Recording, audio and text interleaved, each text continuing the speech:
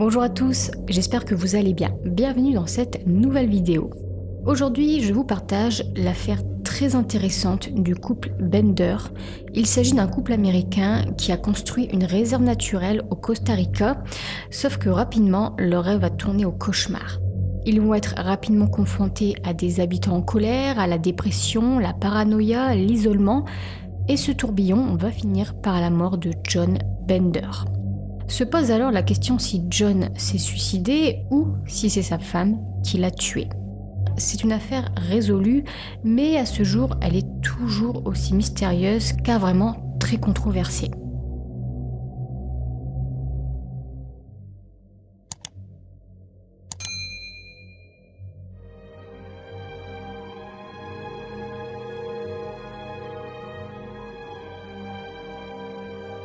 John Felix Bender et Ann Peyton Bender se sont rencontrés en 1998 en Virginie par l'intermédiaire d'un ami commun. Pour tous les deux, ce fut le coup de foudre, alors un an plus tard, en 1999, ils se sont mariés. John et Ann luttaient par contre tous les deux contre la même maladie, contre la dépression. Et en plus de la dépression, Ann a également été diagnostiquée avec un trouble de la bipolarité. Et sa bipolarité, ses sautes d'humeur étaient extrêmement présents dans son quotidien. John, lui, souffrait également de troubles obsessionnels compulsifs. Il détestait les médecins, il n'était donc pas suivi pour sa dépression. Et ça, malheureusement, ça jouera énormément dans cette affaire. Et il s'enfoncera dans son mal-être d'année en année. La dépression est aussi une maladie très isolante, donc tous les deux se sont éloignés rapidement de la société, mais par contre, entre eux, ils étaient vraiment très proches, ils étaient comme liés par cette maladie. Pour vous parler maintenant un peu plus personnellement de chacun d'entre eux, on va commencer par John. John Bender est le fils de Paul et Margie Bender. Il a 2 petits frères. Son père était un éminent juriste. John a durant un temps travaillé comme mannequin, mais autre que son physique, il était surtout un homme très intelligent. Son intelligence s'est d'ailleurs manifestée très tôt, très jeune. Il a appris à lire tout seul. Par contre, il n'a pas tout de suite parlé. Ses parents ont expliqué qu'il ne faisait rien sans être absolument sûr de pouvoir le faire parfaitement. Donc, lorsqu'il a commencé à parler, eh bien, il faisait déjà des phrases complètes avec des mots plutôt importants pour son âge. John est également doué en calcul, il a remporté plusieurs concours de mathématiques. Les mathématiques et les sciences étaient vraiment son truc, on va dire. Il a ensuite étudié la physique à l'université de Pennsylvanie. Donc il était sur la bonne voie pour une carrière de physicien, mais il s'est rendu compte qu'il avait aussi un talent pour gagner de l'argent grâce à son intelligence et ses calculs. En fait, son intelligence l'a aidé à déjouer les pronostics dans des casinos. Il se basait sur les données, les chiffres, les probabilités. Il anticipait aussi les actions des autres, donc il gagnait de l'argent comme ça. Il s'est ensuite développé à la bourse de Philadelphie, puis il est devenu l'un des meilleurs traders. À l'âge de 25 ans, il avait amassé environ 80 millions de dollars et au début de la trentaine, John dirigeait un fonds spéculatif d'un demi-milliard de dollars. Il est alors devenu connu de Wall Street. Pour autant, ce n'était pas vraiment une ambiance qui lui plaisait. Il gagnait de l'argent, certes, mais il ne voulait pas s'intégrer dans ce milieu qu'est Wall Street. Il restait vraiment assez discret.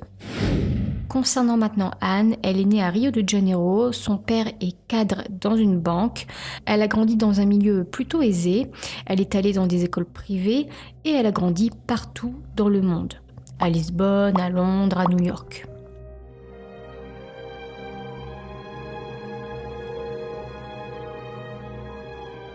John et Ann partageaient de nombreux intérêts, notamment les animaux.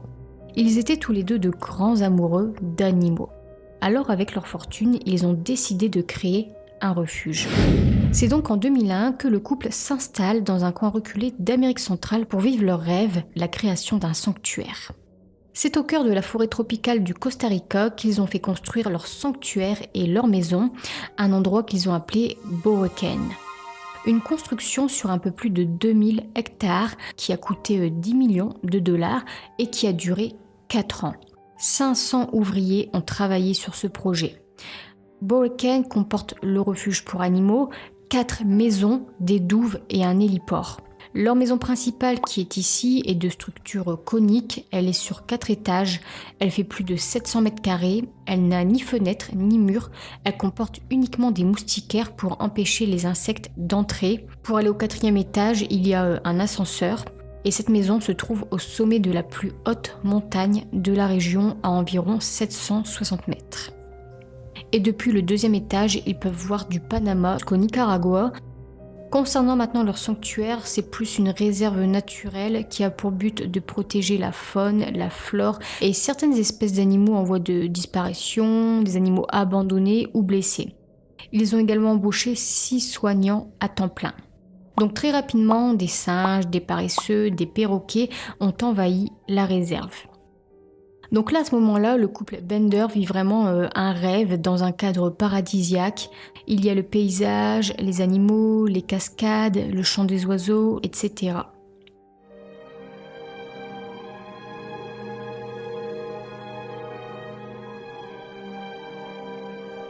Tout ressemble à un rêve, mais les choses ont rapidement changé. Implanter une telle structure au milieu de la forêt tropicale peut être mal perçu et je vais vous expliquer pourquoi. Alors, leur cause est bonne, leur structure est respectueuse de l'environnement, ils ont reboisé les sols qui ont été endommagés par les travaux, ils ont également embauché des gardes pour chasser les braconniers. J'ai également lu que la construction du sanctuaire a aussi permis d'apporter de l'eau courante, une électricité plus fiable et donc aussi des centaines d'emplois dans la région. Mais malgré ça, le couple Bender a reçu un accueil froid. Il n'était pas du tout apprécié parmi les habitants du Costa Rica. En fait, la devise des citoyens du Costa Rica est la pura vida, ce qui veut dire la vie pure, c'est-à-dire qu'ils vivent simplement, tranquillement et en cohabitation avec la nature. Et l'arrivée du couple Bender n'a pas été bien perçue car il y a quand même le contexte d'un couple riche, étranger, qui arrive, qui s'accapare une partie des terres et qui construisent tout ça. Même si le fond est bon, ils n'ont pas été très bien vus, certains habitants étaient même en colère. Puis peu de temps après leur arrivée, en avril 2001, il y a eu un événement qui les a complètement rebutés, choqués. Anne et John se trouvaient en voiture sur une route de montagne lorsqu'une voiture banalisée les a forcés à se garer sur l'accotement. L'un des hommes, l'un des policiers en civil, a forcé John à sortir de sa voiture, puis ensuite il a tiré avec son arme entre les jambes de John et il a également pointé son arme vers sa tête. Donc c'est une arrestation très virulente. John a ensuite été emmené au poste de police et il a passé 6 heures en garde à vue. Et en fait, les autorités costariciennes l'ont arrêté simplement pour remettre à John une convocation. C'était une convocation pour un procès en Amérique. John était lié à une vieille affaire lors de ses années à Wall Street. Je ne vais pas rentrer dans plus de détails, ça n'a vraiment pas d'importance pour notre affaire. Tout ce qu'il faut vraiment savoir, tout ce qu'il faut souligner, c'est qu'il s'agit d'une arrestation musclée, simplement pour remettre des papiers. Puis quelques mois après cet événement, il y a eu encore un autre événement. Quelqu'un a tenté cette fois de pénétrer dans leur maison.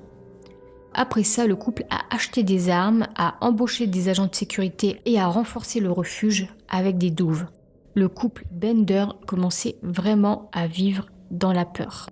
Un homme leur a même dit un jour « Mon conseil est de foutre le camp d'ici ». C'est la preuve qu'ils n'étaient vraiment pas du tout les bienvenus. Le couple est ensuite parti durant 3 mois au Canada. Après 3 mois, ils sont revenus au Costa Rica. Puis une autre fois, ils sont partis pour 3 mois et demi, cette fois en Nouvelle-Zélande. Ils partaient vraiment comme ça de temps à autre, non pas pour délaisser leur refuge, mais vraiment pour s'éloigner un peu de toute cette pression. Mais à chaque fois, ils revenaient, ils restaient et ils continuaient leur projet. En 2010, l'année du drame, les choses s'empirent davantage pour eux. Ça fait maintenant 9 ans qu'ils sont au Costa Rica et de jour en jour, de mois en mois, d'année en année, John et Anne s'enfoncent davantage dans la dépression et même dans la folie. Surtout John. Anne, elle, prend énormément de médicaments, elle est de plus en plus stressée, de plus en plus agitée. Elle a également des troubles alimentaires, elle ne mange pratiquement plus rien. Elle arrive à peine à marcher et ses troubles bipolaires s'intensifient également. Et elle a aussi la maladie de Lyme. John, quant à lui, sombre davantage dans la dépression. Il a finalement décidé à un moment de consulter un psychiatre. mais il refuse toujours de prendre des antidépresseurs. Il commence alors à avoir des pensées suicidaires, il veut mourir et il devient aussi paranoïaque. Comme il y a une tension extrême avec les habitants, John renforce continuellement leur maison, sauf que certains se demandent aussi s'il ne commence pas doucement à perdre la tête. Il a certes des ennemis, mais il est possible aussi qu'il se monte également la tête avec des ennemis imaginaires qui lui veulent du mal. John se monte également la tête pour d'autres choses. Par exemple, il est convaincu que chaque problème est de sa faute. Par exemple, si un oiseau meurt, eh bien il dit que c'est sa faute. Vis-à-vis d'Anne, John commence aussi doucement à perdre un peu la tête. Il est littéralement obsédé par le fait de l'aider et la guérir. Par exemple, il est convaincu que l'eau de la région peut la guérir et il lui a même concocté une sorte de remède thérapeutique qu'il lui administre quotidiennement par injection.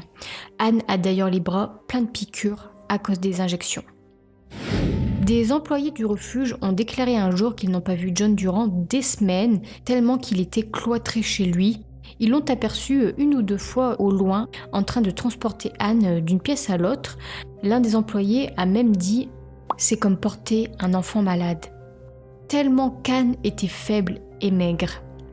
Donc vous pouvez voir que tous les deux s'enfonçaient dans un isolement extrême et dans une profonde dépression.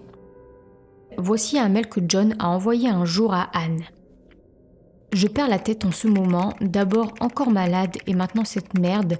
Aujourd'hui c'est un putain de cauchemar total et demain sera encore pire. Juste au moment où je sentais que je pouvais enfin apprendre à être heureux, maintenant je comprends et je veux être mort. Je me sens tellement horrible, je veux tuer tout le monde et ensuite moi. Je mérite de mourir.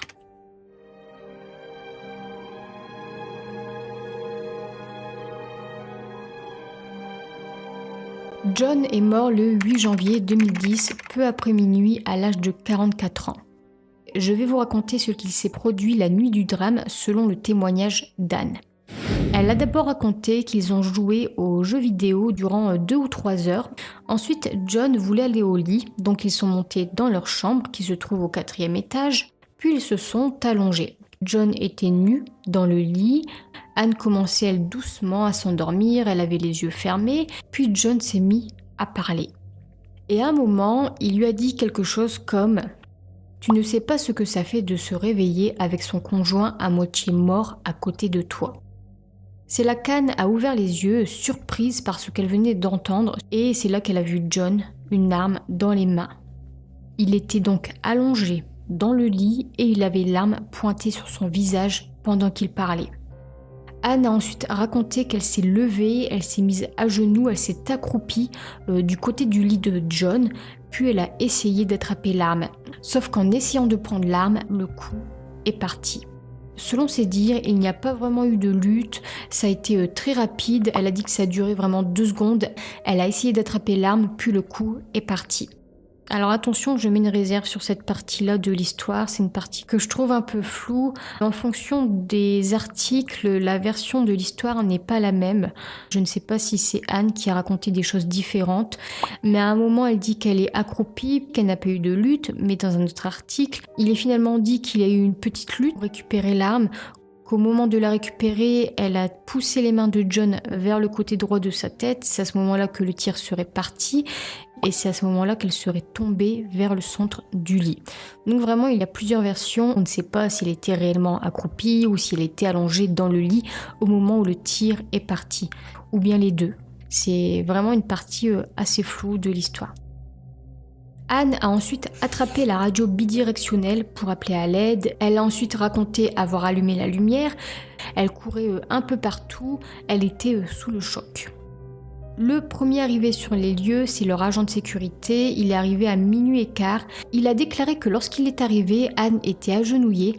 Elle avait des éclaboussures de sang sur elle et elle était en train de caresser la main de son mari. Et elle lui aurait dit « J'ai essayé de l'arrêter, mais je n'ai pas pu ». Anne affirme donc que son mari John s'est suicidé. En tout cas qu'il a tenté de se suicider, ce serait plus un accident parce qu'elle a tenté de l'arrêter. Sauf que la scène de crime raconte une autre histoire.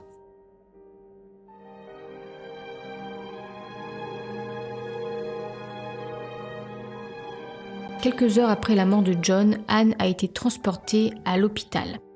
Elle est alors sous choc, elle est maigre et elle est couverte de plaies. Elle déclare alors que John est une personne tourmentée et torturée et que ça faisait des semaines qu'il avait envie de se suicider. Le message de John, que je vous ai d'ailleurs lu, est daté de quelques semaines avant sa mort et prouve qu'il était effectivement suicidaire. Anne restera hospitalisée pendant 6-7 mois. Pendant ce temps, les enquêteurs étudient la scène de crime. Et que ce soit la théorie de l'accident ou la théorie du suicide, aucun des deux ne tienne la route. Pour les enquêteurs, ça ressemble davantage à un meurtre et les soupçons se dirigent tout de suite vers Anne. Je vais vous expliquer maintenant tous les éléments qui ont remis en cause l'histoire d'Anne. Mais avant ça, je précise juste que le psychiatre d'Anne a déclaré qu'elle n'était pas physiquement capable de faire un tel geste. Elle était maigre, elle était pâle et faible à ce moment-là. Selon ses dires, c'est vraiment à peine si elle pouvait tenir une fourchette. Au moment du drame, elle ne pesait que 38 kilos. Et lorsqu'elle a été admise à l'hôpital, elle avait aussi un caillot de sang près de son cœur et sa peau était couverte de furoncles, de marques et d'infections.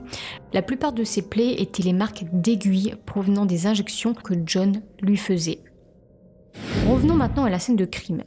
Alors tout d'abord, commençons par parler de l'emplacement de la blessure par balle. La balle a touché le côté droit de la tête de John, près de son oreille droite au niveau de la nuque. Donc à l'arrière de sa tête, côté droit. Et les enquêteurs se sont rapidement demandé, dans le cas où il s'agit d'un suicide, pourquoi John se serait tiré dans cette partie de la tête.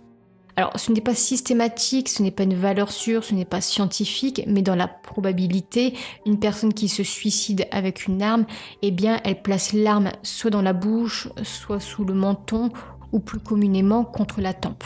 Donc ça a soulevé les premières interrogations. Aussi, John était gaucher et comment un gaucher peut-il se tirer une balle à l'arrière de la tête côté droit ? Prenez votre main gauche et essayez de la mettre à droite de votre tête. Pour se suicider, c'est un peu bizarre. À savoir qu'Anne, elle, dormait à sa droite, donc pour les enquêteurs, c'est plus logique si elle avait tiré, ça concorde mieux. D'ailleurs, l'arme a été retrouvée du côté opposé à la blessure.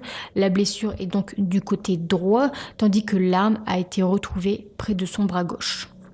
Après, pour la défense d'Anne, j'ai lu que John était ambidextre, c'est-à-dire qu'il utilisait aussi bien sa main droite que sa main gauche. Il manipulait son arme avec ses deux mains. Ensuite, autre élément, l'endroit où la douille a été retrouvée est aussi incompatible avec le récit d'Anne. Si John s'était suicidé, pourquoi la douille s'est retrouvée aussi loin derrière le lit ? Après, j'imagine que la douille a dû un peu rouler. Un autre élément encore en défaveur d'Anne, c'est concernant un des oreillers. En fait, un des oreillers avait une déchirure et il y avait de la poudre à canon sur cet oreiller. Et cette déchirure est compatible avec un trou fait par une arme. On pense alors qu'Anne a pris l'oreiller, l'a mis sur la tête de John et a tiré à travers cet oreiller. Anne avait aussi très peu de sang sur elle, ce qui est étrange pour quelqu'un qui se trouvait juste là, juste à côté, au moment où le tir est parti. Les marques de sang retrouvées sont aussi incompatibles avec le récit d'Anne. Du sang a été retrouvé à plusieurs endroits différents, ce qui signifie que John se serait déplacé. Ce n'est pas possible que le sang se trouve à deux endroits différents, sauf si John aurait bougé. Ce qu'Anne n'a pas déclaré dans son récit. Elle a raconté qu'il est resté dans le lit. Autre élément, John portait aussi des bouchons d'oreilles pour dormir et la nuit du drame, il est porté. Il a été retrouvé avec ses bouchons encore dans les oreilles. Pourquoi avoir porté ces bouchons d'oreilles cette nuit-là ? S'il savait qu'il allait se suicider, pourquoi les avoir mis ? Malgré tous ces éléments, Anne maintient, elle, ses dires, et au vu de la position de l'arme, de la douille, les enquêteurs lui ont tout de même demandé si elle avait peut-être touché à quelque chose, si elle avait déplacé un élément, même sans le faire exprès, et elle a déclaré n'avoir rien touché. Elle a juste raconté avoir touché à la radio pour appeler à l'aide, avoir déverrouillé l'ascenseur pour rendre l'accès possible aux intervenants, et elle a dit aussi avoir touché John, mais elle n'a pas touché au pistolet, et quant à la douille et à l'oreiller, elle ne se souvient pas. Concernant maintenant la trajectoire de la balle, eh bien elle est entrée juste en dessous de l'oreille droite et a fini derrière l'œil gauche. Il y a eu plusieurs reconstructions qui ont été faites par rapport à la trajectoire afin de savoir si c'est compatible avec le récit d'Anne et les avis divergent vraiment en fonction des experts. Certains disent que oui, c'est compatible avec un suicide ou bien avec un accident, tandis que d'autres disent tout le contraire. En tout cas, en quelques heures et avec tous ces éléments, les enquêteurs ont donc suspecté Anne du meurtre de son mari. Elle l'aurait tué alors qu'il dormait. La maison des Bender a ensuite été fouillée. La police a pris les vêtements ainsi que l'ordinateur d'Anne. Ils ont également saisi au moins 400 lampes Tiffany en vitrail, ainsi que des bijoux et des pierres précieuses. Concernant les pierres précieuses, il y en avait des milliers, plus de 3000, des diamants, des rubis, des opales et certaines valant environ 20 millions de dollars. Et ces pierres précieuses sont un élément assez important dans cette affaire, vous verrez. Et lorsque les enquêteurs ont découvert toutes ces pierres, pour eux, il ne s'agissait pas d'une simple collection, ça ressemblait davantage à de la contrebande. Ils ont alors commencé à penser que toutes ces pierres auraient pu être introduites clandestinement dans leur pays. Il n'y avait aucun papier, aucun document lié à ces pierres, c'est-à-dire qu'ils n'ont pas la preuve que les Bender les ont achetées et n'ont pas volé par exemple ou acheté illégalement. Donc ils les ont saisies. Anne a déclaré que les pierres précieuses ont bien été acquises légalement et qu'il ne s'agissait que d'un passe-temps et d'un investissement. 19 mois après la mort de John Bender, Anne a officiellement été accusée de son meurtre. Son passeport a été saisi pour ne pas qu'elle quitte le pays.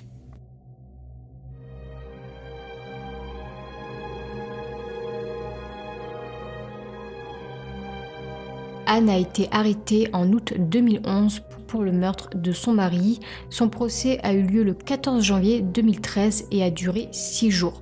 Elle risquait 25 ans de prison.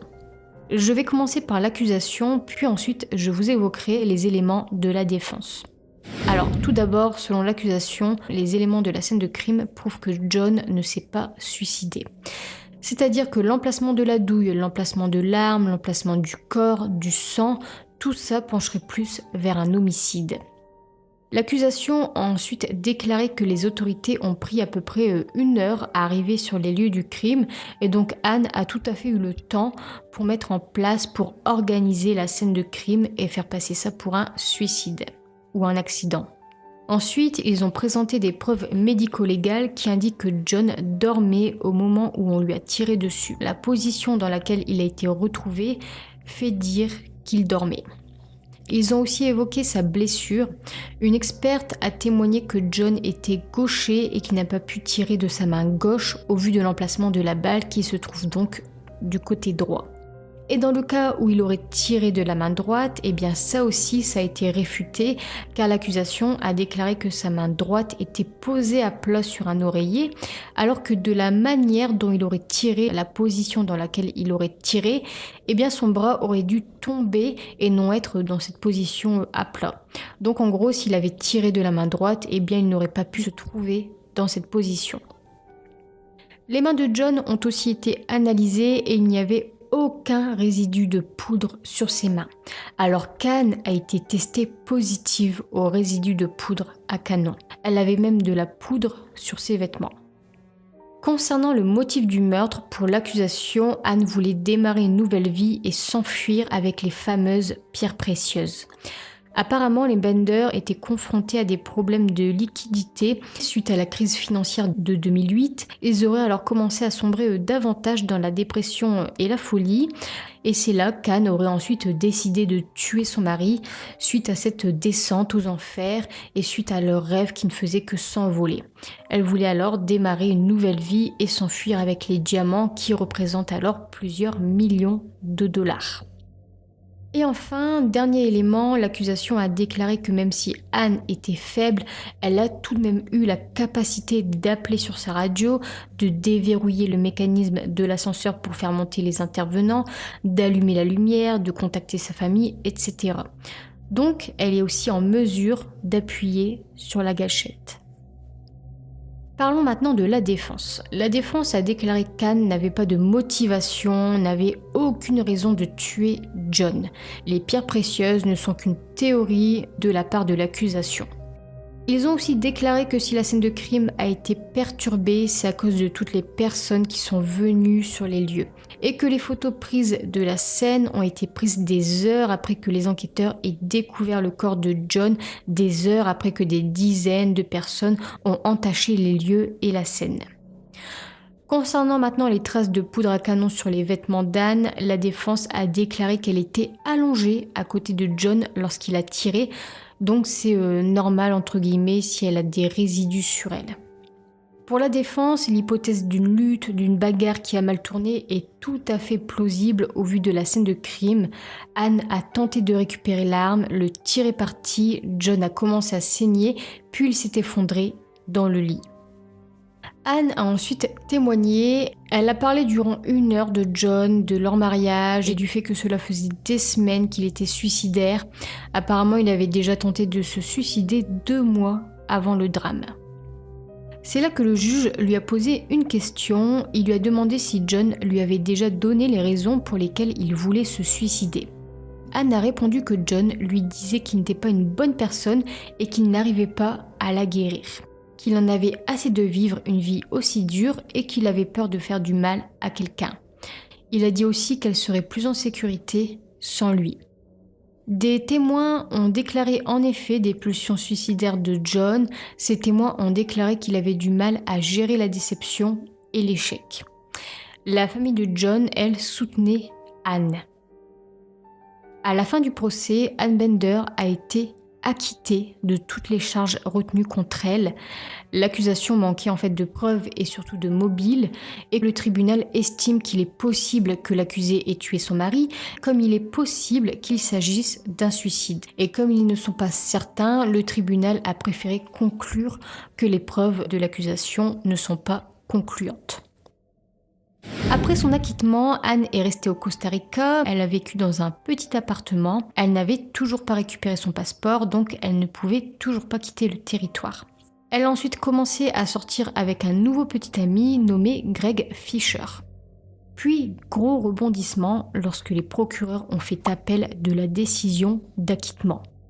Au Costa Rica, il est tout à fait possible de faire ça. Si un procureur n'aime pas le verdict, il peut tout à fait faire appel et si son appel est accepté, il pourra juger à nouveau l'accusé avec les mêmes accusations, les mêmes preuves, les mêmes témoins. Donc les procureurs ont fait appel et leur appel a été accepté. Anne allait donc subir un second procès, toujours pour les mêmes accusations.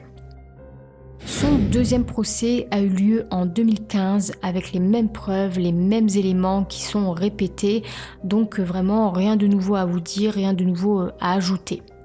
Anne a de nouveau témoigné en disant exactement la même chose qu'au premier procès. À la fin de ce second procès, Anne Bender est reconnue coupable de meurtre. Elle est alors condamnée à 22 ans de prison. Et tout de suite après avoir été condamnée, Anne a fait appel de sa condamnation. Puis c'est à l'hiver 2015, après 9 mois de prison, Anne a gagné son appel. Donc là pour le moment, elle est libre, le tribunal a annulé le verdict, mais par contre elle doit faire à nouveau face à un nouveau et troisième procès. Et lorsqu'Anne était en prison, elle a fait face à une nouvelle épreuve. Son petit ami Greg Fisher est décédé d'une crise d'asthme. Parlons maintenant de son troisième procès. Son troisième procès s'est déroulé de la même manière que les 2 premiers, sauf que là, les personnes soutenant et défendant Anne étaient bien plus présents et plus forts que jamais. L'équipe de défense juridique d'Anne est également renforcée et ils ont fait appel à une experte du nom de Selma Ekilenboom. C'est une experte qui est très populaire et très reconnue. Et elle a témoigné en sa faveur, elle a déclaré que toutes les preuves qui sont disponibles vont clairement dans le sens d'un suicide. Selon Selma, la théorie des procureurs selon laquelle Anne aurait tiré sur son mari alors qu'elle serait accroupie à côté du lit est peu probable, tout simplement car la trajectoire de la balle ne correspond pas, n'est pas compatible, n'est pas possible si elle était accroupie.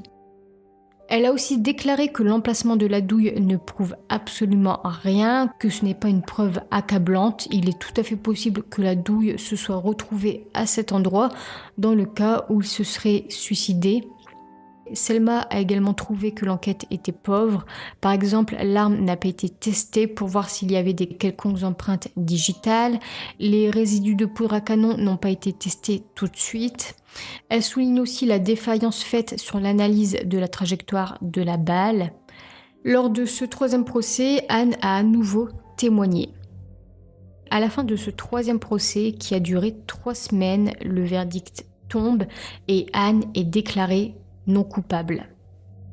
Et dès qu'elle a été innocentée et que les autorités costaricaines lui rendent son passeport, elle est tout de suite rentrée chez elle aux États-Unis.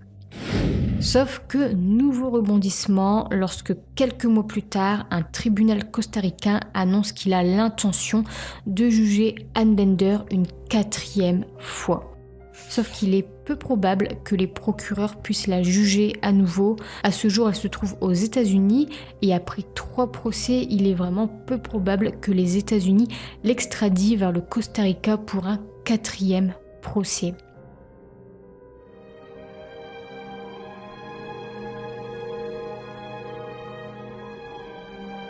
Ann Bender vit donc désormais aux États-Unis.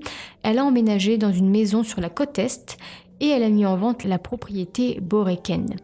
Elle a également récupéré sa collection de pierres précieuses de plusieurs millions de dollars.